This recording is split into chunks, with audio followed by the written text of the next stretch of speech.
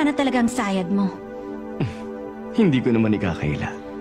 Bakit ba gustong-gusto mong ipahamak ang sarili mo ng ganito? Ginagawa mo ba yon sa ngalan ng magandang performance? Ewan.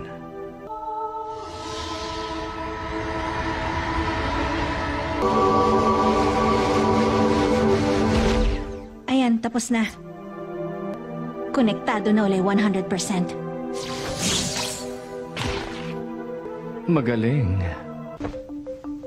Gamit ng bungee gum, ilalapat ko ito sa braso ko. Tapos gagamitin ko naman ng texture surprise para magmukha itong parte ng balat ko. Ang bilis. Kahit siguro isang Nen Master maloloko niya sa bilis niya. Siya nga pala.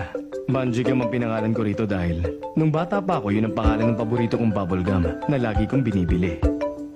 Salamat sa trivia pero hindi ko tinatanong.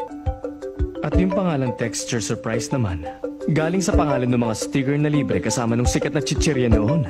Masarap din yun. Wala akong pakialam. Bayad mo. Dali na. Nagmamadali ako. Walang problema, ide-deposit ko yung pera sa account mo. Ah, ganon? Okay. Ang lamig mo naman sa customer mo.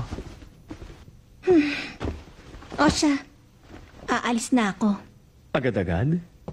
Natural. Nagawa ko ng trabaho ko, di ba? Baka naman gusto mong saluhan ako sa hapunan mamaya.